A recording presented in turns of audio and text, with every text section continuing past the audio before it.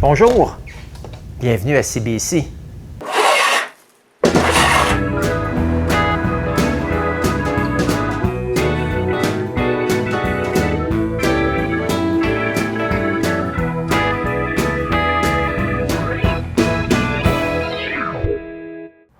Oui, comme j'ai dit, je vous amène avec moi au bureau.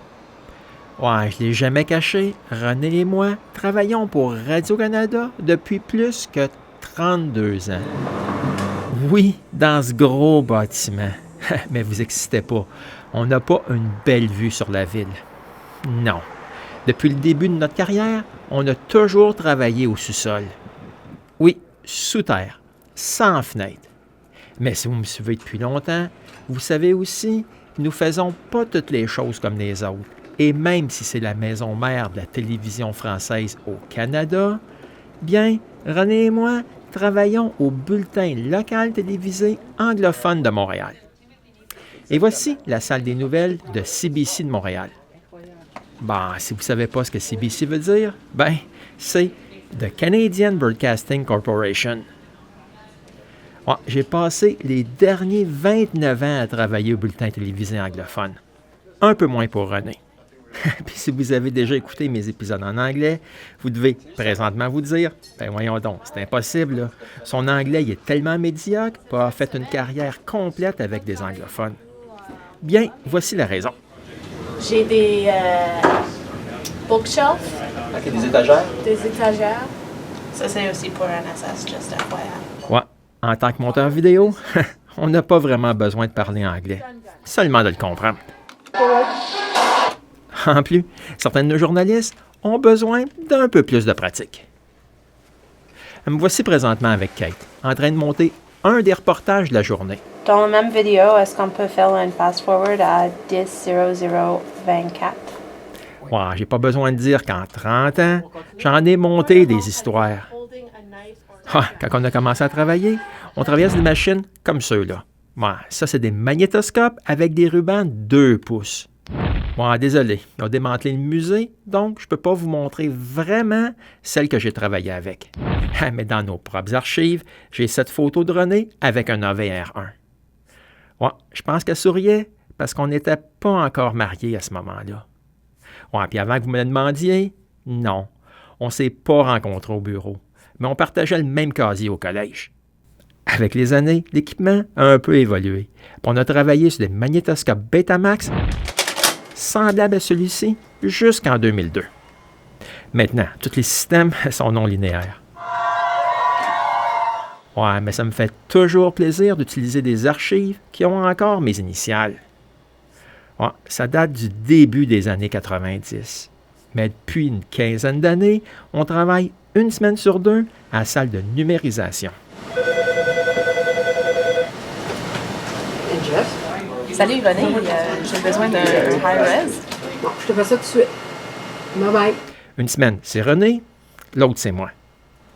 Ouais, ça, c'est la salle qu'on appelle l'Ingest. Ouais, même si on lui a donné le nom de Super Ingest. Ouais, tout est super ici. Comme vous pouvez le voir, même le personnel. Good evening, I'm Deborah Arbeck. Thank you for joining us. Bon, j'imagine que vous vous demandez s'il y a d'autres choses que des bulletins de nouvelles ici, dans ce gros bâtiment. Eh bien oui. En plus d'avoir une très grande salle de nouvelles pour le réseau francophone, bien plus grande que la nôtre, il y a aussi d'autres productions. Ouais, c'est pour ça qu'on a un atelier de construction scénique. OK, après une couple de coupures budgétaires, il n'y a plus beaucoup de personnel qui y travaille. Mais les outils, les autres, sont toujours là. Avec autant de place et d'outils, on peut y faire de très belles choses. En tout cas, leur ruban est bien plus grosse que la mienne. Il y a aussi des moules pour fabriquer des fausses textures de murs. Avec des moules comme ceux-là, ils sont capables de mouler des feuilles de plastique qui imitent la texture originale. Ouais, ça m'impressionne encore après tant d'années. Et enfin, après toutes ces années, j'ai réussi à faire quelque chose d'assez intéressant pour être devant la caméra et non derrière. Donc voici un petit reportage que notre lectrice de nouvelles du soir a fait sur moi. Alain Vaillancourt has been editing TV stories here at CBC for 32 years. He's a star in our eyes, but because of another one of his talents, he's become something of a superstar internationally. Nancy Wood has his story. For decades, Alain Vaillancourt has been a whiz editing people's reports. A few years back, he decided he wanted to try something that would last longer than a typical news cycle. He started woodworking and carved a path to become a world-famous YouTube star. Bonjour, on gosse de bois cette semaine? Je fais un cryptex. The woodpecker, or in French, le gosseux de bois. Vaillancourt has 114,000 subscribers to his YouTube channel. His videos have 21 million views and a legion of devoted fans, especially in Europe. C'est Alain Vaillancourt, hein, là c'est... Et aujourd'hui, on a l'honneur d'accueillir une légende de YouTube. Hi! Hey, Alain. Good to see you. And yet, Vaillancourt is pretty new to the craft. When he turned to YouTube for help in getting started a few years back, he noticed something. I was watching videos, a lot of videos, and none of them were in French. He became a pioneer. I just have to laugh after seeing how bad it is. Vaillancourt's videos are sometimes hilariously honest about how woodworking sometimes doesn't work. People are happy that I leave all the mistakes I make. And I make a lot of mistakes, you know? He puts his professional training to good use. It's that pride in workmanship that makes his work so good. I didn't want anybody at work teasing me like, hey, you made a... Terrible video. Yes. And then there's the accent. When I do my videos in English, I have this bad accent. When I do my videos in French, they all think I have this Canadian accent, and they love it, you know?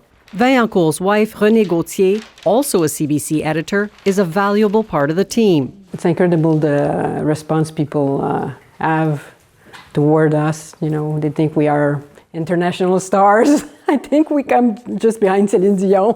So 2 years ago, they took a plane for the first time in their lives and headed to Europe.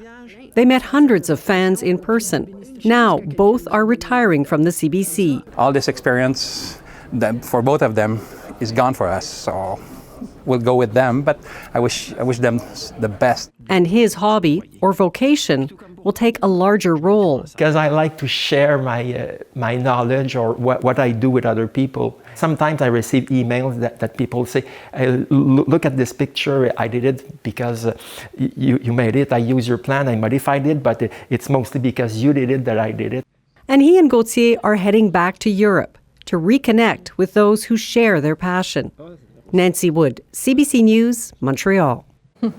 And Frank, I hear that some of the legions of his fans are following tonight on Facebook from Europe, watching the show to see Alain, because he is a big superstar on YouTube. Yeah, he is. You know, we're going to try to get him to Italy as well as he goes Good to idea, Paris this good summer. idea. And maybe, go to Italy. And yeah, he puts on a great show. Well, it was a bittersweet day here at CBC Montreal. We said goodbye to two very special members of our team who work magic behind the scenes. Our video editors, Renée Gauthier and Alain Vaillancourt, are retiring after 32 years with the CBC. And they don't just work together, they're actually married too. And they're looking forward to some really great new adventures. Alain is a YouTube star with his very own woodworking channel, so they're both going to continue working on that. And I personally want to thank them so much for putting our stories together all these years. And we all here at CBC wish them the very best. It's not going to be the same without them, Frank. That's right, especially Alain's sneeze, because when he sneezes... It's legendary.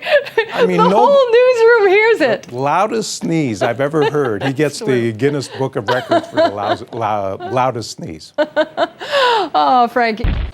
Mais comme vous l'avez entendu, aujourd'hui, c'est un jour spécial pour René et moi. The one about everything was in English or which? Non, pas parce qu'on est en voyage en France, ni que c'est le 151e anniversaire du Canada, mais plutôt parce qu'aujourd'hui, c'est notre premier jour officiel de notre retraite.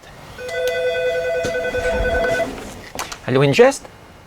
Ouais, après 32 ans de service, on a décidé de vouloir avoir moins de stress dans notre vie. Tonight, an uncertain... Ouais, ça paraît pas, Mais à la télévision en direct, c'est assez stressant. Donc, à partir d'aujourd'hui, je peux me consacrer plus à ma chaîne YouTube. Bonjour! Au Gossett Bois cette semaine, pour l'instant, je ne sais pas quel changement que ça va apporter. Mais j'imagine qu'il y en aura un peu. Mais une retraite de Radio-Canada ne veut pas dire une retraite du Gossett Bois. J'espère donc vous revoir pour plusieurs autres épisodes du Gossett Bois.